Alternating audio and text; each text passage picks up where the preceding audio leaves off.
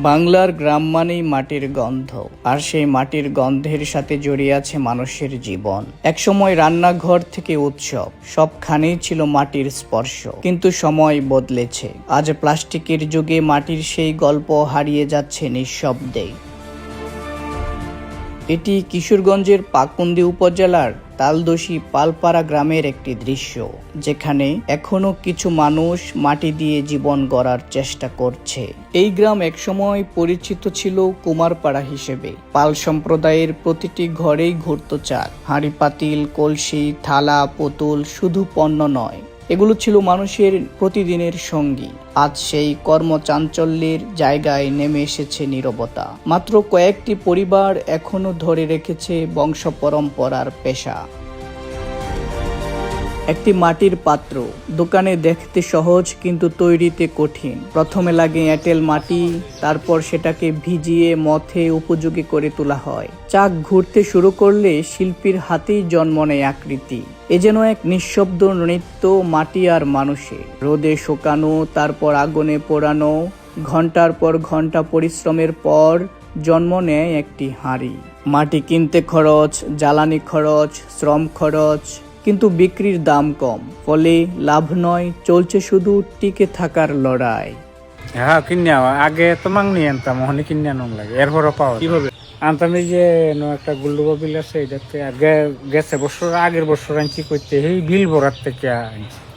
অন্য কিছু বললাম না, এই যে আমরা একটা বুঝতে আমরা সাইনবোর্ড দিতে দিচ্ছে, খালি সাইনবোর্ড কোনটাই পুঁজি, আর কোনো কিছু পুঁজি ধরে রাখার জন্য। এই যে আমরা তো চেষ্টা করি, আমরা চেষ্টা করলে কি হবে, কিন্তু আমরা তো এটার কোনো সহযোগিতা কোনো কিছুই পাই না। সত্য কথা বলতে আমরা শুধু এইটার উপরে নির্ভরশীল, আমরা ঋণভুক্ত। নতুন প্রজন্ম আর আসছে না এই পেশায়, কারণ তারা দেখছে আয় কম, পরিশ্রম বেশি। তাই অনেকেই ছেড়ে দিয়েছে বাপদাদার ঐতিহ্য। তবু আশা ছাড়েনি তারা। সরকারি সহায়তা অথবা কোনো দাতা সংস্থার পৃষ্ঠপোষকতা পেলে এই শিল্প টিকে থাকতে পারে বলে বিশ্বাস তাদের। একবার এনে শুধু এগুলো মাটিটারে না হলে 5-6 বার করে মানে পানিতে ভিজাইয়া এটারে স্বাভাবিক মতো আনন্দ লাগে। পরে আপনার কোদাল দিয়া এইগুলো মাটি কুপিয়ে পরে যেমন আপনার এই যে দানা দানা করতে করতে একদম মিহিমভাবে এই মাটিটারে আনতে হয়। পুতুল, গরু, ব্যাং, মানে হাতাইন, মানে পিচ গেলার জন্য মার, এরপর আবার ঢাকনা, পিঠা বানানো খোলা, এরপরে হচ্ছে গিয়ে কলসি, অনেক বিভিন্ন ধরনের পদ আছে আমার। খেলনা টেলনা মানে বাচ্চাদের যে কোনো খেলার জিনিস আমরা বানাই।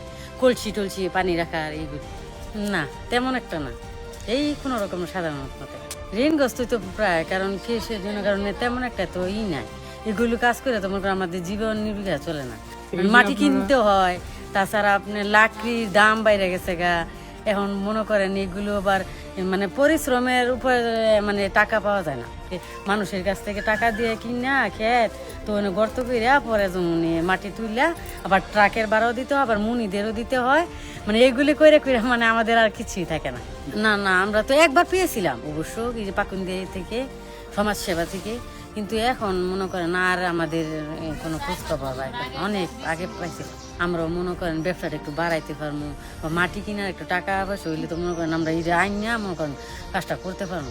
এখন তো মনে করেন নিজে ঋণ করে আনি, এগুলো করতে করতে আমরা জীবন নির্বাহ চলে, আবার ওদেরকে ঋণও দিতে হয়। তাহলে করেন বাচ্চাদের লেখাপড়ার খরচ তো আসেই বাড়তি। কিন্তু এগুলো করলে তো মনে করেন আমাদের একটা হাজব্যান্ডরা অন্য কর্ম জানে না, আমাদের শুধু মাটির উপরই নির্ভর। না এরকম তো মনে করেন কেউ নাই, কারণ করতেছে না। ছেলে মেয়েরা তো মনে করেন দেখ যেহেতু পরিশ্রম, এরা ধারে কাছে আসে না। কেরে কখন আমি এগুলো পারবো না, মানে এত পরিশ্রম। দেহ তো মা এরা ঘামায় ওঠে, মানে শরীরে এত রোদ্রে তাপে দেহ দিয়ে যেন আগুন ছোটে।